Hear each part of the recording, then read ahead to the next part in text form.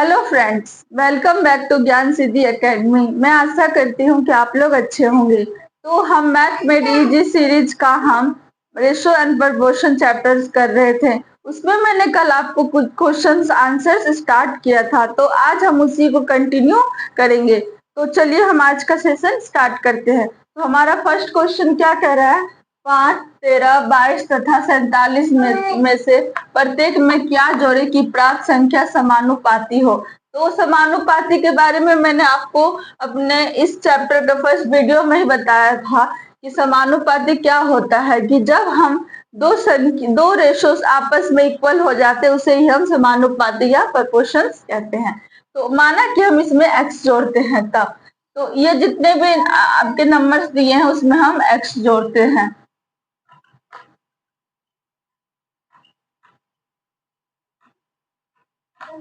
ठीक है, हमारा ये होगा। अब इसको हम क्रॉस मल्टीप्लाई कर देते हैं। तो 5 को 47 से करेंगे, 5 को 47 से करेंगे तो 235, और 47 को x से करेंगे तो 47x, प्लस x को हम 5 से करेंगे तो 5x plus x square. Same यही प्रोसेस 13 को 22 से मल्टीप्लाई करेंगे तो 286।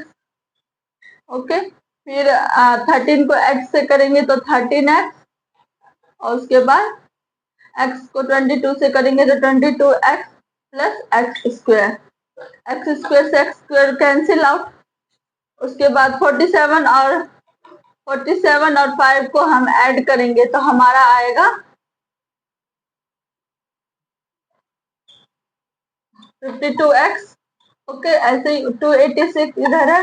13x और 22x को हम ऐड करेंगे तो हमारा होगा 35x। फिर हम x वाले को इस तरफ ले आएंगे और नंबर्स वाले को इस तरफ लेके आएंगे तो हमारा इधर होगा। इसको इससे सब्सट्रैक्ट करेंगे तो हमारा होगा 51, और इधर हमारा बचेगा 17। ठीक है, एक्स का वैल्यू होगा 3। हमारा एक्स का वैल्यू क्या आया? 3। हाँ, ये क्वेश्चन में कोई डाउट हो तो आप मुझे कमेंट कीजिएगा। नेक्स्ट क्वेश्चन क्या कह रहा है? किसी व्यक्ति का आय तथा व्यय क्रमशः 11:10 के अनुपात में है। यदि प्रति वर्ष 9,000 रुपए की बचत करता है तो उसकी मासिक आय कितनी है? हमें क्या निकालना है? हमें मासिक आय निकालना है। तो आय कितना है? आय हम मान लेते हैं 11x, और व्यय मतलब होता है खर्च। खर्च कितना है? 10x मान लेते हैं। तो बचत कितना करता है? 11 में से 10 गया तो 1x, तो 1x या x मान लीजिए। खर्च बचत क्या होता है? बचत का फॉर्मूला होता है आय माइनस व्यय। ठीक है, मतलब व्यय कहिए या खर्च कह दीजिए। ठीक है, वो बचत होता है। तो मान लीजिए 1 रुपया, 11 रुपए उसका आमदनी है, 10 रुपए खर्च कर देता है और 1 रुपए बचाता है। ये किसमें बचाता है? ये 1 महीने में, 1 मंथ में। ठीक है, तो अगर 1 महीने में 11x बचाता है तो 12 मंथ में कितना? 1 साल में हमें क्या इसमें दे रखा? प्रति वर्ष दे रखा है। तो 1 साल में कितने मंथ होते हैं? कितने महीने होते हैं? 12। तो 12 महीने में कितना बचाएगा? 12x। 1 साल में 12x, बट यहाँ पे 12x की वैल्यू कितना दे रखा है? 9,000। बस पुट कर दीजिए तो x का वैल्यू क्या होगा?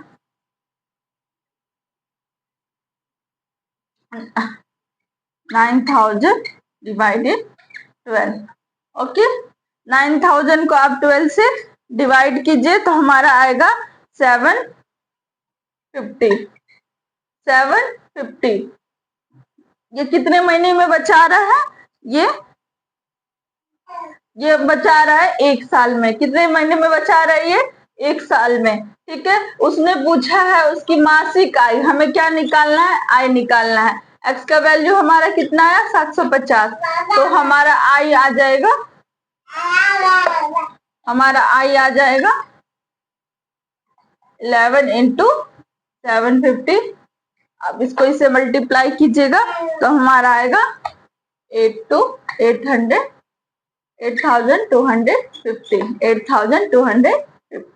तो एक बार और मैं समझा देती हूँ। किसी व्यक्ति का आय तथा व्यय इतना है, मतलब आय मतलब होता है इनकम, मंथली इनकम उसका 11x है, 11 है, और वह मतलब खर्च 10 रुपए होता है। तो अगर आय 11 रुपए है, खर्च 10 रुपए होता है, तो कितना बचा लेता है हर महीना? 1 रुपए बचा लेता है। तो एक को क्या मानते हैं? एक्स। इसको 11x माने, इसको 10x माने, और 1 रुपए क्या x माना। पर एक महीने में वो एक रुपए बचा रहा है, तो 12 महीने में कितना बचाएगा? पूरे एक साल में 12x। और यहाँ पे 12x का वैल्यू हमें गिवन है 9,000 रुपए, 9,000 रुपए। तो 9,000 बचा रहा था, एक महीने में कितना बचाएगा? 750। और हमें निकालना क्या था? उसकी मासिक आय। 11x आय की जगह क्या दे रखा है? 11x। यहाँ x की वैल्यू पुट करेंगे, 750 को अगर 11 से मल्टीप्लाई करेंगे तो हमारा आएगा 8,250। ओके, स्क्रीनशॉट ले लीजिए। तो चलिए हमारा नेक्स्ट क्वेश्चन है, एक धनराशि ए बी सी तथा डी क्रमश से 3:4:9:10 के अनुपात में विभक्त किया जाता है। यदि सी का भाग बी के भाग से 2580 अधिक हो तो ए तथा डी की कुल राशि कितनी है? तो हमें क्या कह रहा है? सी का भाग बी के भाग से 2580 तथा हो तो ए और डी का निकालना है। तो हम मान लेते हैं सॉल्यूशन, मान लेते हैं, माना कि ए बी सी डी क्या हो गया? 3x 4x 9x और 10x। ठीक है, इसमें कह रहा है सी का भाग 20 के भाग से, तो सी का भाग क्या है हमारा? सी, और बी हमारा ये, मतलब कह रहा है 9x सी का भाग बी के भाग से 2580 अधिक है। ठीक है, तो अब इसको हम सॉल्व करेंगे। 5x इंटू सी, तो x का वैल्यू हमारे यहाँ पे क्या होगा? 516। कितना आ गया हमारा x का वैल्यू? 516। 25, 5 एकम 5 और बचेगा 3, 5 ठीक है। और हमें क्या करें? ए तथा डी की कुल राशि, तो ए हमारा क्या है? ए तथा डी की कुल राशि, ए और डी की कुल राशि, तो ए प्लस डी हमारा क्या होगा? यहाँ पे ए हमारा क्या है? 3x, डी क्या है हमारा? 10x। इन दोनों को ऐड कीजिएगा तो हमारा क्या आएगा? 13x। तो x की जगह हम पुट कर देंगे 516। अब 13 को 516 से अगर हम मल्टीप्लाई करें तो हमारा आएगा 708। ठीक है,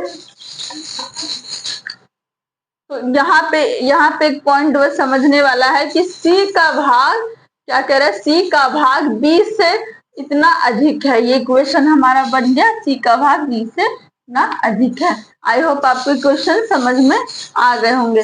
नेक्स्ट क्वेश्चन देखते हैं।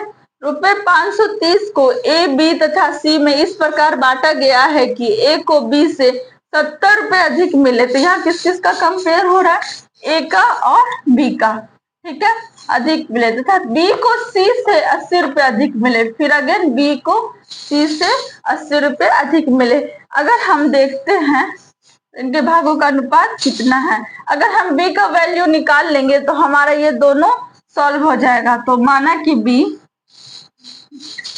का वैल्यू किससे कंपेयर किया गया? सी से, सी इक्वल टू एक्स। तो बी को सी से अधिक मिले तो बी हमारा हो जाएगा एक्स से 80 रुपए अधिक मिले। ठीक है, और फिर क्या करें? ए को बी से 70 अधिक मिले। ए को बी से, बी हमारा क्या है? एक्स प्लस 80, उससे 70 रुपए अधिक मिले। ठीक है, तो ये हमारा क्या हो जाएगा? 150। तो हमारा ए बी प्लस और सी का वैल्यू हमारा निकल गया। ठीक है, अब हमें कितने को बांटना है? 530 को हमें बांटना है। तो क्या करेंगे? इन सब का जो ऐड जो एडिशन है वो उसका किसके इक्वल है, 530 के। तो चलिए हम a प्लस बी प्लस सी करते हैं। तो a की जगह क्या है हमारा x प्लस 150, b की जगह क्या है हमारा x प्लस 80 और c की जगह क्या हमारा x। तो हमारा क्या हो गया 3x 230, हमारा क्या आ गया 230, ठीक है 230। इसका वैल्यू किसके इक्वल है, 530 के बराबर है, 530 के बराबर है। हम लिख देंगे 3x प्लस 230 इक्वल टू 530। तो 3x ये इस तरफ जाएगा तो हमारा हो जाएगा 0, 3 में से 3 गया 0, 5 में से 2 गया 3, ठीक है। हमारा x का वैल्यू कितना आ जाएगा 100, क्या आ जाएगा हमारा 100। ओके, तो अब हमें क्या करना है, इसका रेशो निकालना है। तो ए का क्या है वैल्यू, ए का क्या दे रखा है x प्लस 150। तो हमारा x की जगह अगर 100 लगाएंगे तो हमारा क्या हो जाएगा 250। b का वैल्यू क्या है x प्लस 80, x की जगह हम 100 पुट करेंगे तो क्या होगा हमारा 180 और c की जगह क्या है x 100। तो अब इनका रेशो ऊपर वाले को मैं थोड़ा आप स्क्रीनशॉट ले लीजिए सेकंड इस क्वेश्चन का। चलिए अब इसका इन तीनों को हम रेशोस के फॉर्म में लिख लेते हैं, ए रेशो बी रेशो सी। 250 बी के जगह बी कितना निकला हमारा 180, सी हमारा निकला 100, 0 से 0 कैंसिल। तो हमारा क्या आएगा 25, 18 और 10। इसे शॉर्ट हम नहीं कर सकते हैं। आपके क्वेश्चंस समझ में आ गए होंगे, आप लोग इसका स्क्रीनशॉट ले लीजिए। चलिए इस सेशन का ये हमारा लास्ट क्वेश्चन है। 8400 को ए बी सी डी को इस प्रकार बांटा गया है कि ए रेशो बी 2:3 है, बी रेशो सी 4:5 है तथा सी रेशो डी 6:7 है। इनमें से ए का भाग कितना है, हमें किसका भाग निकालना है, ए का भाग निकालना है। तो सबसे पहले हम क्या करेंगे ए बी सी डी का रेशो भाग निकाल लेंगे। तो ए रेशो बी हमारा दिया हुआ है 2:3, बी रेशो सी दिया है हमारा 4:5। तो ये प्रोसेस मैंने पहले ही बताया था आपको इस अपने पिछले वीडियो में, जिन लोगों ने नहीं देखा वो जाके पहले वो देखिए। तो क्या करेंगे इसमें, यहाँ से हम ए रेशो बी रेशो सी का भाग निकाल सकते हैं। तो यहाँ इन दोनों में कॉमन क्या है बी, बट इसका जो वैल्यू है वो अलग अलग है, यहाँ 3 है यहाँ पे 4 है। अब हमें क्या करना है, इसको सेम करना है। सेम करने के लिए हम क्या करते हैं एलसीएम करते हैं। तो 3 और 4 का एलसीएम हमारा क्या होगा 12। अब यहाँ पे b को 12 बनाने के लिए हम 4 से मल्टीप्लाई करेंगे और यहाँ पे 3 से। तो a ratio b ratio c का वैल्यू हमारा क्या होगा यहाँ पे 8, 12 और c का 15, ठीक है। तो सेम विद नेक्स्ट में क्या है सी रेशो डी हमारा क्या है 6:7। तो यहाँ पे फिर यहाँ 15 है और 6 है, 15 और 6 का आप लोग एलसीएम लीजिएगा तो क्या आएगा 30, क्या आएगा 13। तो यहाँ पे हम किससे मल्टीप्लाई करेंगे 2 से, यहाँ पे 5 से। तो ए रेशो बी रेशो सी रेशो डी हमारा क्या आएगा 16, 24, 35, ठीक है।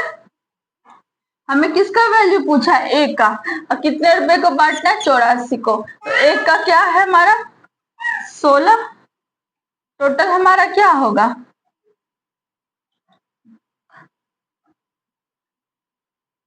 105। किस में से हमको बांटना है 84 100 में से, किसमें से हमको बांटना है 84 100 में से। इसको अगर आप काटिएगा तो हमारा क्या आएगा 1280, क्या आएगा हमारा 1280। तो इसी के साथ हमारा रेशो चैप्टर है वो खत्म होता है। तो आप लोग जो फर्स्ट टाइम वीडियो देख रहे हैं वो पहले स्टार्टिंग से जाके ये चैप्टर का वीडियो आप जरूर देखिएगा और मुझे अपना आप फीडबैक भी दीजिएगा। तो हम अगले वीडियो में हम time and work chapter start करने वाले हैं। Thank you.